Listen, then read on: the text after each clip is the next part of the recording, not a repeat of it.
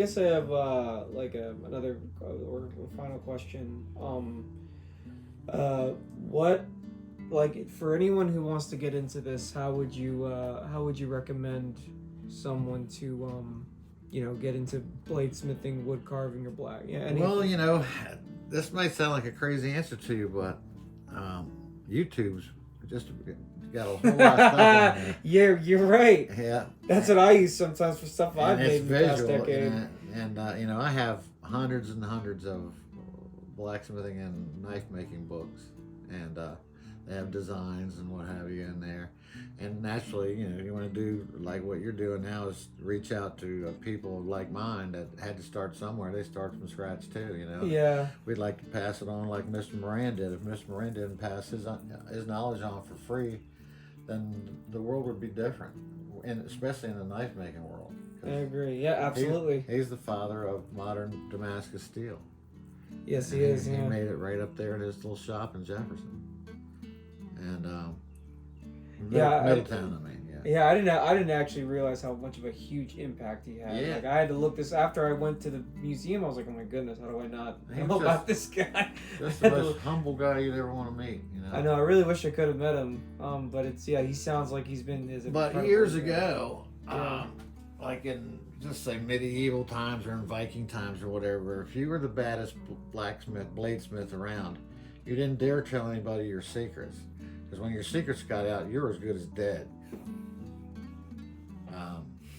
But he, didn't have those circumstances. No, luckily And he today. was able to just freely give all of this magical knowledge to the world, and I mean freely give it to anybody who wanted to learn it.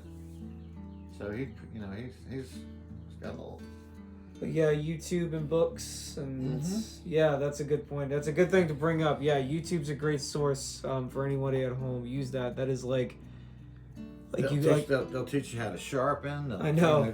All kinds of very, very valuable stuff. and you can just imitate and watch. That is the great thing about or at least in terms of technology. In that way, it's like you really.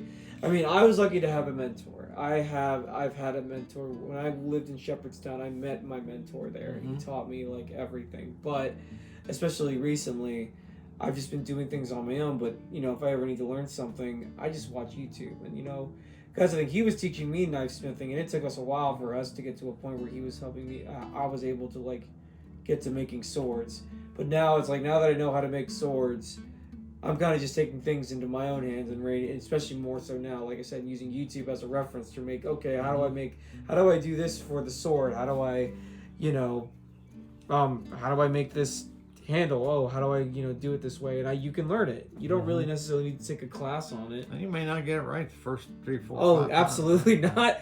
But the thing is, like you said, it's like information. I believe, especially with that, like you said, it should be free. It should be like that kind of knowledge is so important to pass down. It's like And having access to. I liken it to some of these younger modern guitar players that are like 16 and can just play everything, whereas Eric Clapton and they had to learn it from either meeting these guys or going to concerts and watching their fingers. But now you just punch one on the internet and up comes the baddest guitar player in the world, and the kids just sit there and emulate them, and at 15, 16 years old They got it. they're the stuff. Yeah, yep. That's the thing. That's it's the generations past that have helped us get to this point. Right, exactly. That is a very good point to make. Always remember that if what you've learned or what you've been able to learn so quick, like now, is I'm going to bet comparably much quicker than what past generations had to go through to learn it.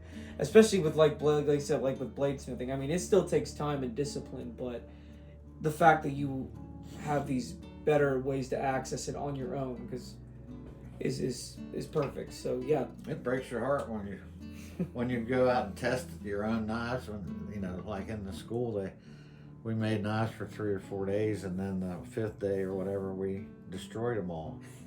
And my wife says, "What'd you do today?" I said, "Well, I broke up everything that I've been doing for the last 4 days just to see what the crystalline structures were, and put them in a vise and crank them down, or beat them over something else, and experimenting is experiment important. on your own." Yeah. That's a good point. Yeah, so always experiment. Yeah, don't expect. I mean, they're all dispensable. You can throw them in the corner in a bucket. Or you can melt them down later. Yeah, or or you recycle them. send them to refold the them. scrap yard, you know. That too. Another good way to recycle the. Yeah. Live and learn, you know. Well, yeah. Yeah, this was a great interview. Like, thank you very much. Is there anything else you want to add, or? No, I would like to just say that, you know, youngsters,